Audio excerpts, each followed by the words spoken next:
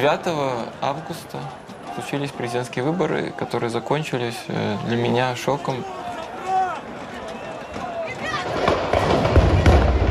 Ну, я вообще это время вспоминаю как что-то такое, ну, фантастическое, как будто бы этого не было.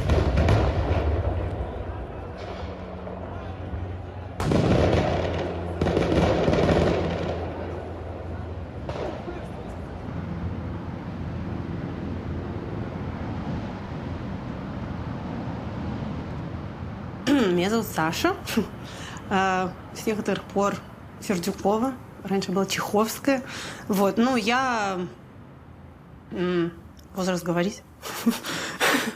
Я живу здесь с мужем и собакой. Я музыкант. Вот. Скрипачка. Работаю в камерном оркестре. Меня зовут Александр Сердюков. Вот. Я виолончелист. Артист оркестра. Еще по совместительству я даже таскаю стулья. Еще у меня есть такая добавочный доход, как монтировщик сцены там, на полставки. Да. Я живу около Стеллы, прямо напротив нее. Стелла, я ее никогда не забуду, как место боевых действий. Наверное, так. Самое такое... жесткие моменты, когда у тебя, ну, то есть лето, понятно, все окна настежь, балконы, жарко, и ты постоянно слышишь голоса, как кричат люди там «помогите», там «помогите». И я все это видел своими глазами, то есть мне никак не помешало ни отключение интернета, ни то, что вот просто у меня было под окнами все, что я видел. Он пытался тоже всячески как-то активно рвался в бой, но после того, что, на самом деле мы видели, я понимала, что это немного как самоубийство, да, идти туда, вот, на улице, именно вот как рукопашно. Я хотел пойти, да, и хотел с другом пойти, потому что с женой я ничего не мог сделать, потому что когда жена рядом, думаешь только о том, как ее уберечь, а не о том, там что-то делать. Саша, ты посмотри! Господи, кошмар!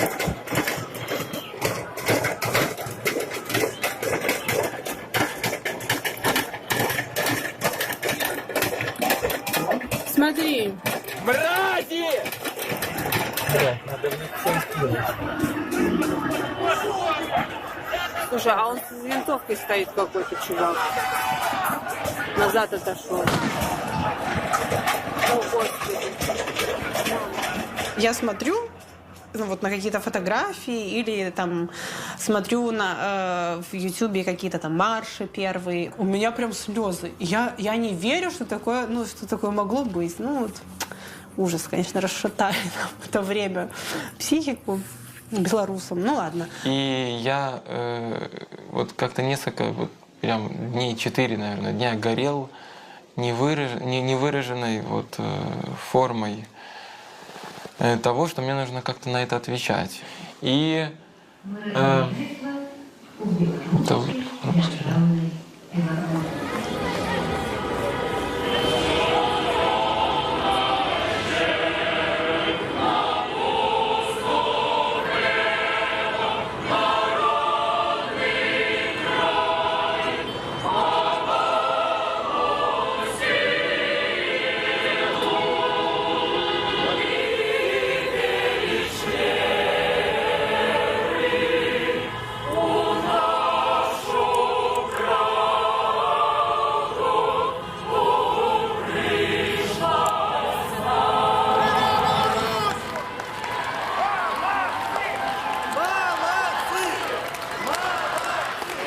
вольный хор родился с своего начала именно на ступенях филармонии.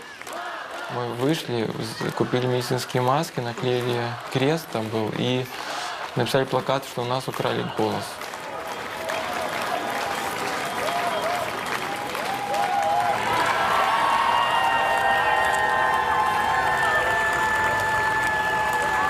Уважаемые граждане, данное мероприятие незаконно. И мы пели, и надевали эти маски, и такое вот творческое была наша акция такая.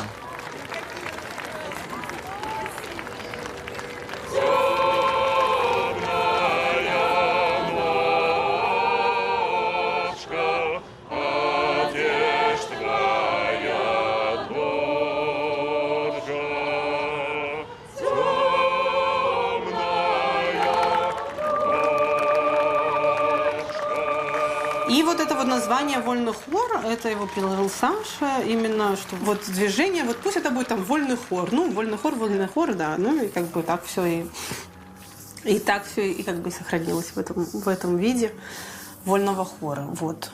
Это была моя форма протеста и даже сказать, если верно, моя предложенная мной форма протеста для других людей, которая вот возникла в тех политических обстоятельствах, которые мы наблюдаем.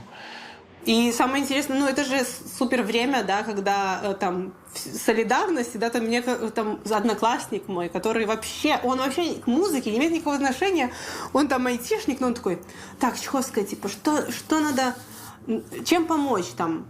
Люди вот пришли, да, мы хотим это, и мы хотим сделать что-то не потому, что нам сказали это, а потому, что мы сами так считаем.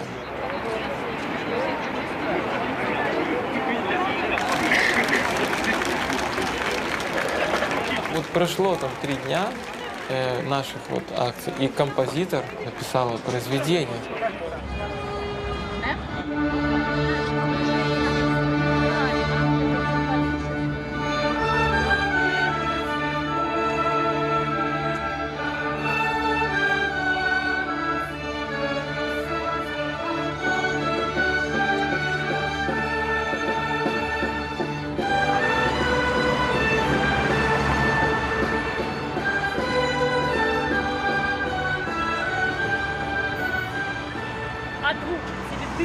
Потом другие поэты стали приходить. То есть это вообще как такая какая-то культурная получилась, такая точка.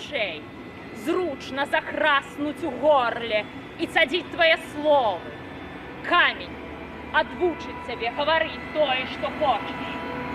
И ось страх убирается вон, обвивается каменной пуповиной вокруг шеи.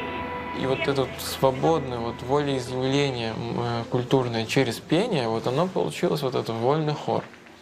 То есть, мне кажется, вольный хор — это не просто хор, а это как движение, которое объединяет там, вас, нас, то есть людей разных профессий, не обязательно петь для этого. Уважаемые граждане, данное мероприятие незаконно. Убедительная просьба разойтись. В случае неподчинения законным требованиям сотрудника милиции в отношении вас будет начат административный процесс. Многие люди из хора пересидели и так далее. Отсидели 15 суток. Кто-то штрафы получал.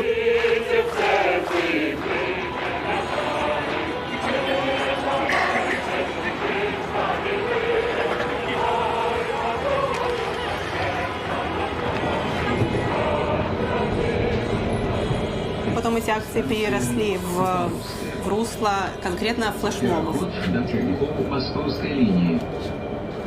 Павловская station. Transfer to the Moskovsky line.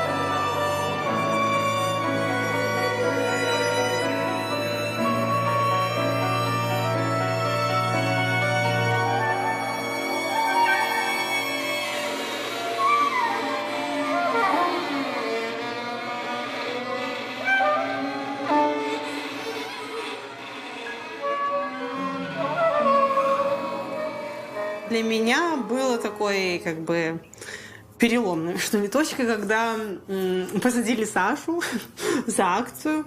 Вот. Ну, значит, у нас была акция, да, в Экспобель, это знаменитая супер там креативная акция с ОМОНовцем.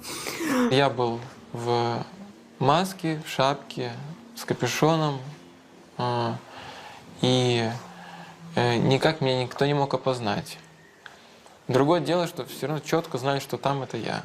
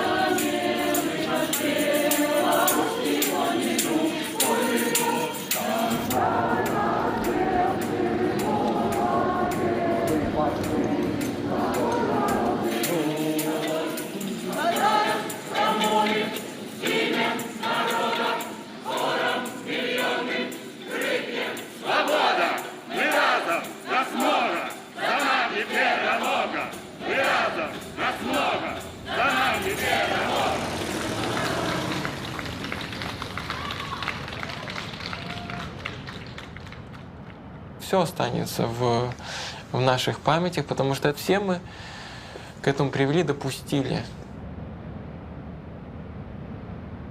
Я говорю про Август, конечно, в первую очередь.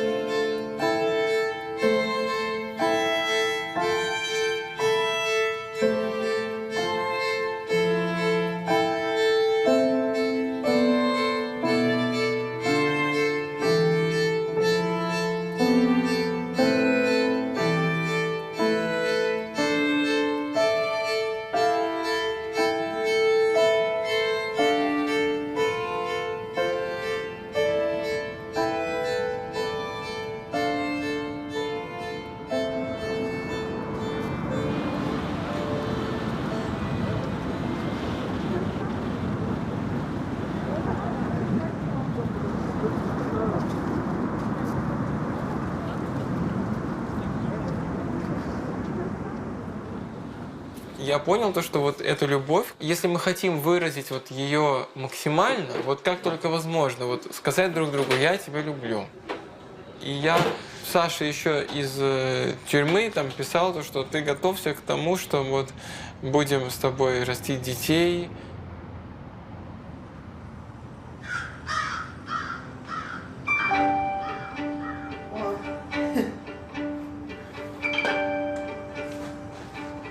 Это наши любимые.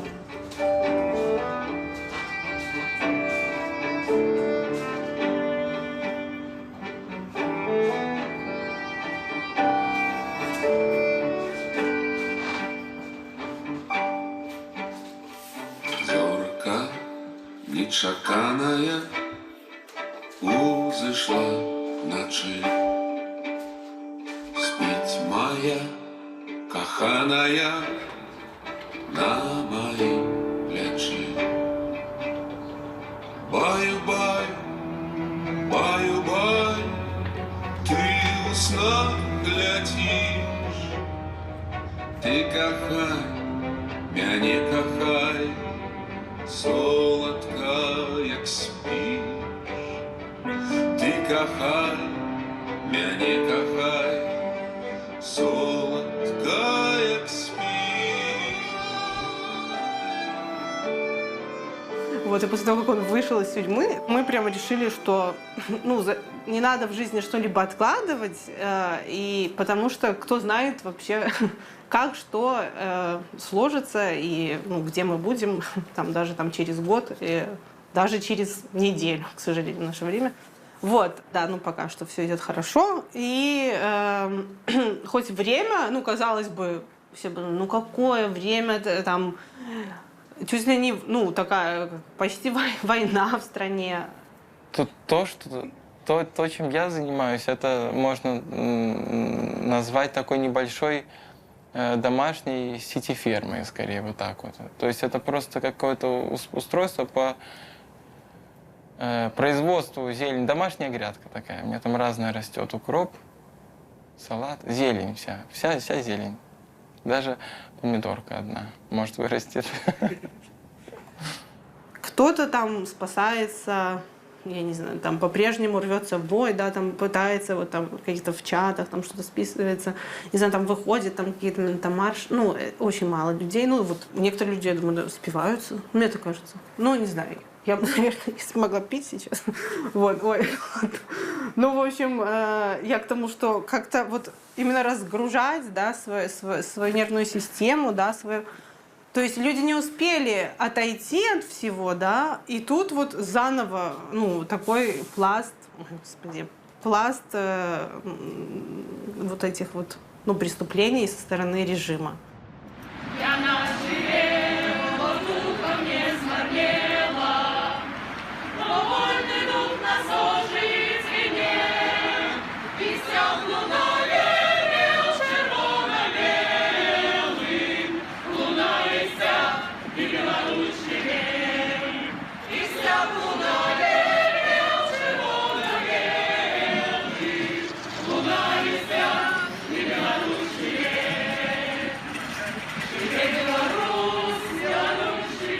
Сейчас уже ничего не надо делать.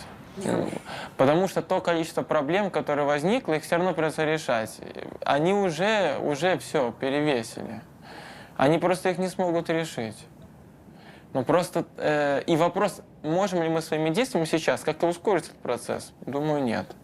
Думаю, что это сейчас влияют другие силы. Там, ну, большего масштаба. Я не знаю, какие силы мне это... то есть мне, вот, например, была недавно акция там в ЦУМе.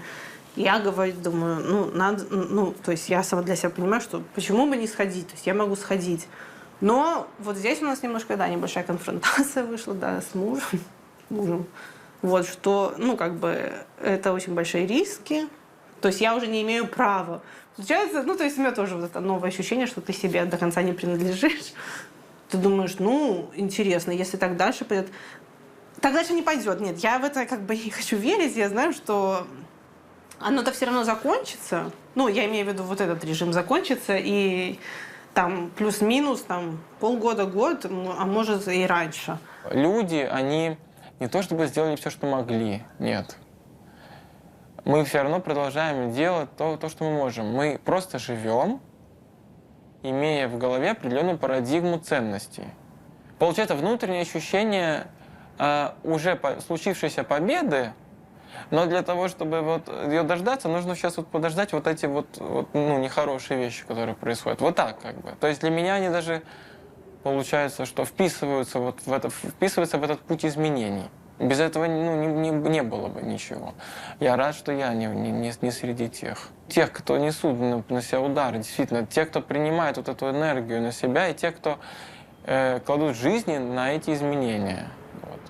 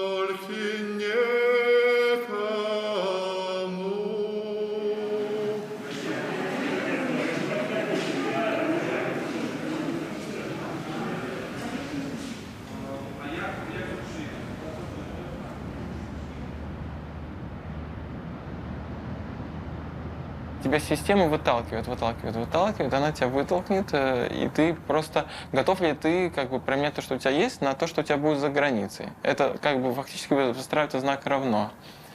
И вот я могу сказать, что нет, я не готов. Пока что не готов, потому что здесь есть такие вещи, которые меня привлекают вне контекста. Ну, самое страшное, это, конечно, если мы станем частью России. То есть Саша сказал, что в России мы как бы точно жить не будем. Но я этого не вижу сценария. То есть я не такой там, может, дальновидная, да. Вот. И поэтому я все равно понимаю, что Беларусь останется Беларусью. Но это в случае, если совсем там, да, пойдет какая-то жопа. Вот. Ну, она как бы и есть, но да, ну, такая, что типа, Саша, я воевать не готов. Я говорю, что, куда, какое воевать? Я не знаю, кто там готов.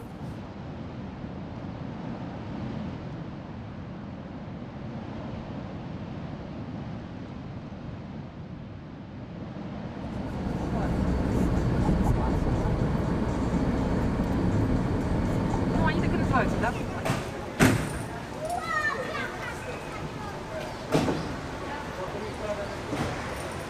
Значит, надо, чтобы сейчас всем хватило.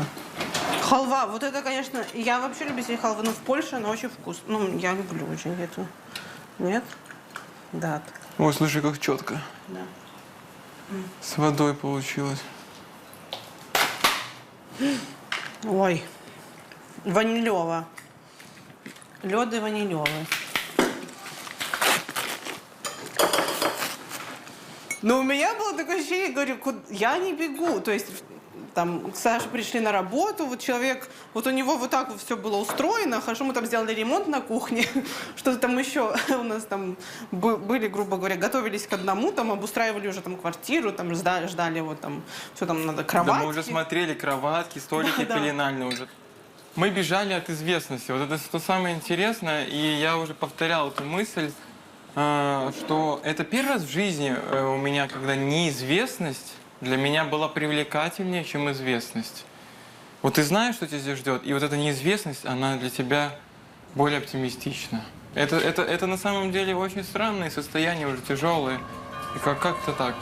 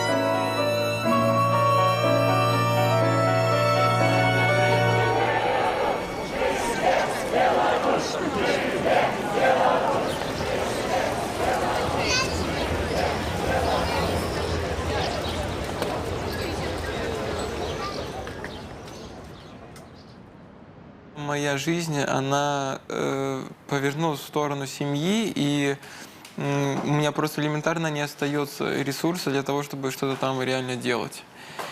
Я вижу некоторую трансформацию вольного хора. Той деятельностью, которой занимается хор, мне очень не хочется, чтобы они превратились в такой экспонат белорусского протеста, который был там, и потом ему нужно что делать. И вот мы поехали как картина по разным музеям мира и показывать себя. Вот мы такие. А наша настоящая публика — это белорусы. Да, но ты понимаешь, что вольный хор выступил в Варшаве там, но он какой репертуар он преподнес. И плюс в каждом городе польском есть, ну, белорусские как-то диаспоры, ну, не диаспоры, просто но это все равно, что, знаешь, белорусы, которым... Это можно сейчас воспринимать как какую-то инерцию и как вот экспонат того, что вот какой-то один из элементов белорусского протеста сейчас на этой земле.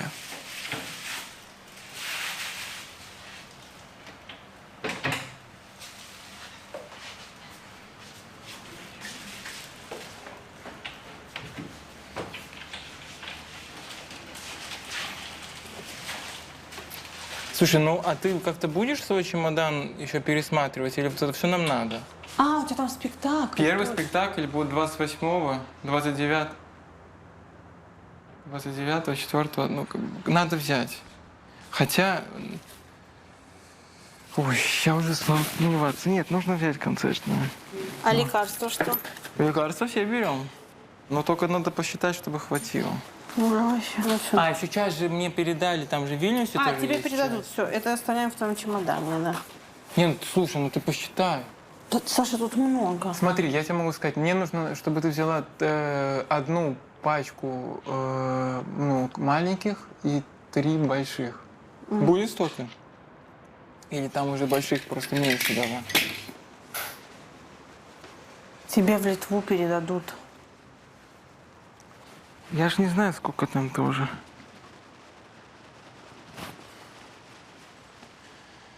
Ой, Господи. Все, последний раз переезжаем, я надеюсь. Да, я тоже надеюсь.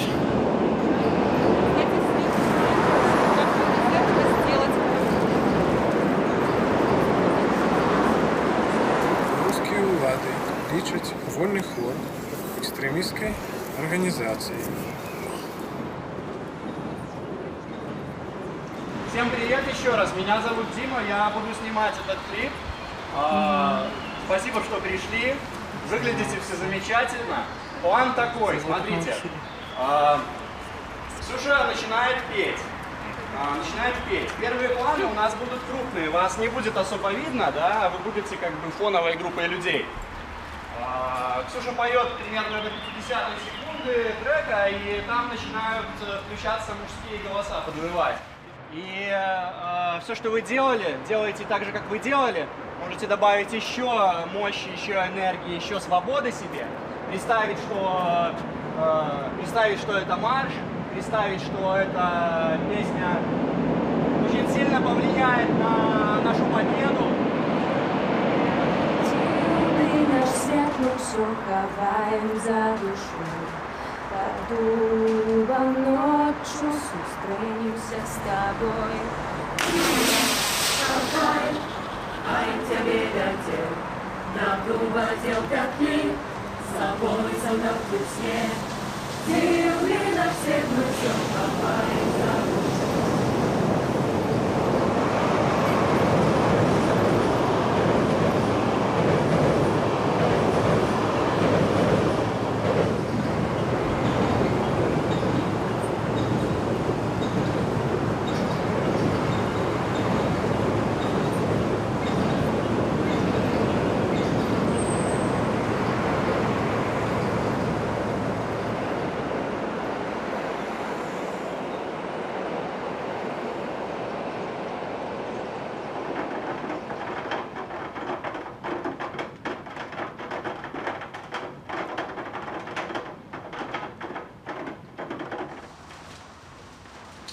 О! Гениуш, споведь. У нас библиотека будет. И? Ну, Настя постаралась, слушай, вообще. Ну да, видно, что собирала. О, тоже вот еще. Все, я тебе тут целую ферму устрою. Нет, а ты спрашивал, для чего вот эта зона? Вот это вот. Да, это будет Для зимний сад.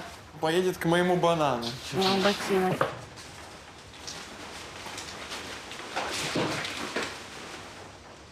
А потом можем открыть свой местный ботанический сад и приводить всех клайпедчан для того, чтобы они... Тихо. Сейчас ты меня позавидуешь. От нас одна тебя отправила. Ни разу не отдела в Минске. Ну, этот, понимаешь, 2 раза в год. Нет, ты не знаешь, какой здесь климат. Может, здесь вообще. Так все? Там лекарства свои найди в чемодане. Вот они. Смотри. Постельная. Сколько я уже таких выпил? Что еще вот здесь у нас? Ой, это же мой. Это на весну. А, ну. Да, на кроватку я ее просила. Вот он хорошо там к лампе висел, а здесь... Это я думаю, что мне в последние дни такие сны снятся. Не очень. Это потому, что он был запутан в чемодане. Да. То есть он твой личный, он твои сны ловит неважно где. Находишься ты, где находится он. О, красота. видишь?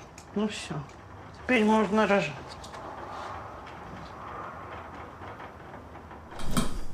Упадет. Нет, он там держится. Но только ходить неудобно. Это вот так можно ставить, потом будет коляску, вот так вот ребенок будет смотреть на это и радоваться.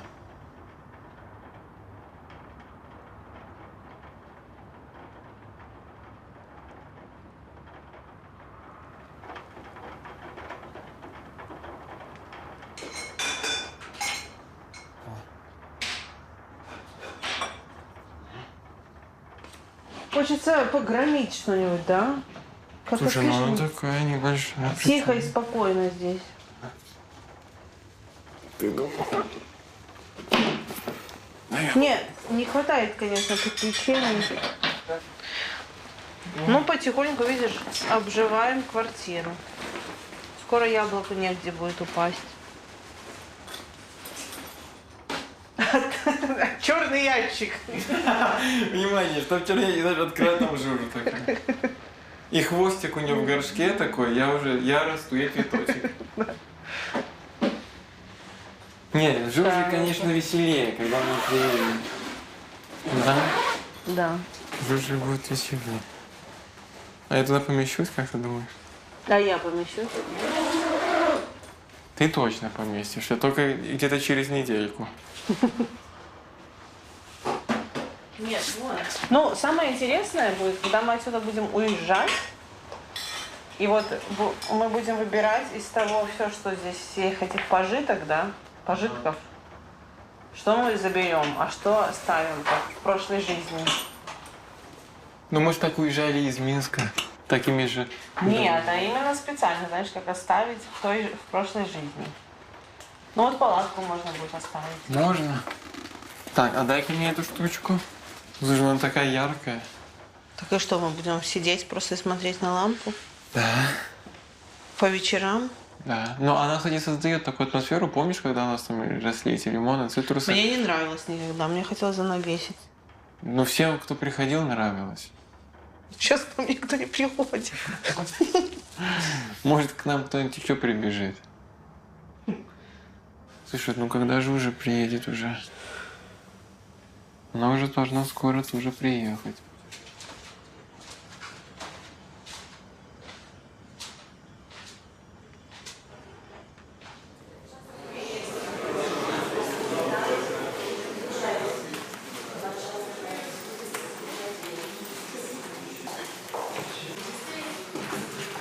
Добре, ми вас запрошаємо.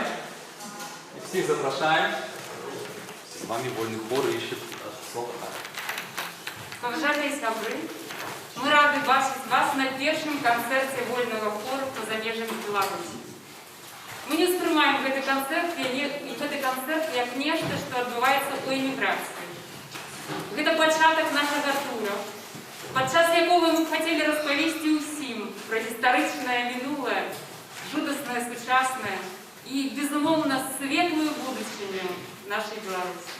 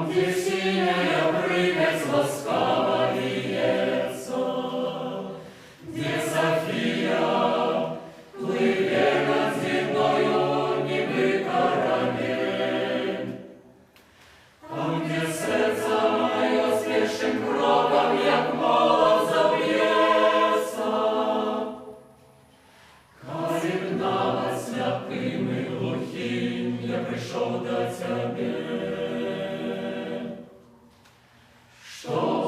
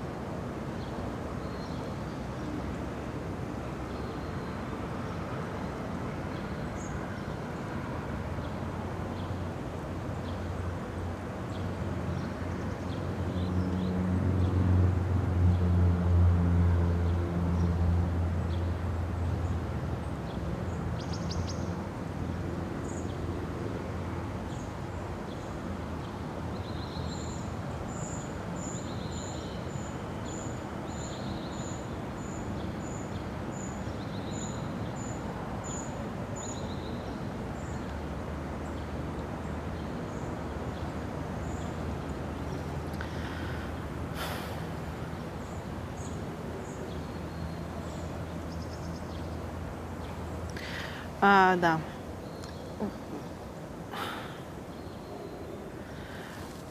В общем, на самом деле,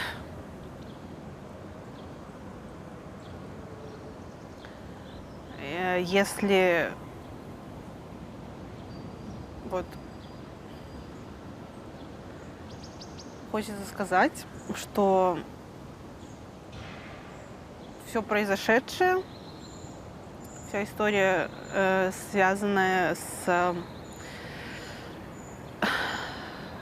история, да, нашей семьи, которая началась, часть истории семьи, которая началась год назад, которая привела нас сюда, здесь и сейчас.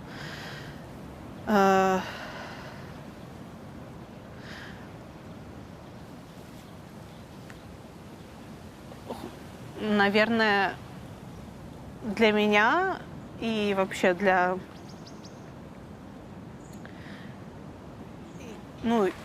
пока что за всю жизнь является такой одной из самых сильных и значимых, наверное, периодов, да, истории моей жизни, которую я обязательно, как только родится и подрастет мой ребенок, буду ей, точнее, да, рассказывать. И мне кажется, что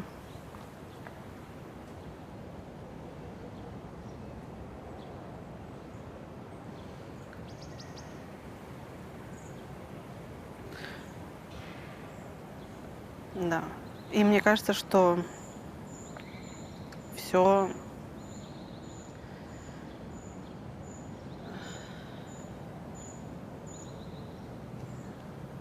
что все правильно. Вот. Можно остановимся? Я что-то не могу, честно сказать. Я как-то расстроилась. Да.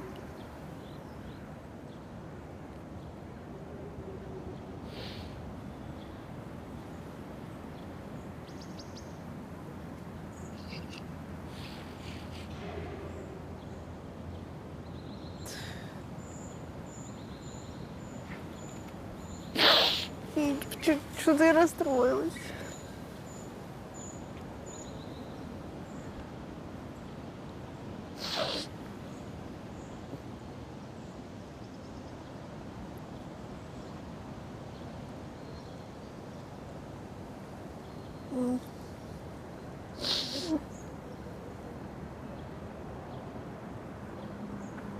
Ой.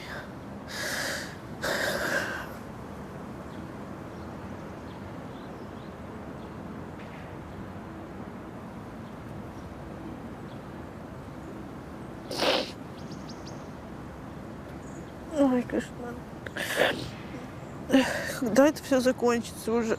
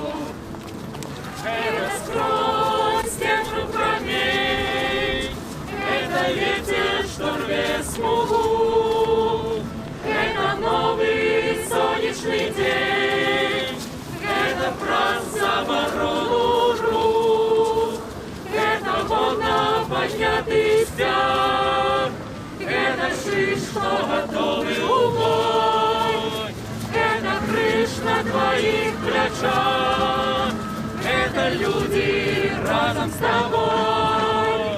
Гэта тисячі моцних ног, що печатають твердий рід. Гэта не яны ведае Бог, гэта мы, гэта мы. Ты почуешь звенять звоны, калі здольна пачуць душа, голас продкаў здалечыні, голас, што не заглушыць час, голас памяці гэтай зямлі, гэтых рэчак, гэтых лясоў, тых народаў, што тут жылі. Ты паслухай, мацнее звон.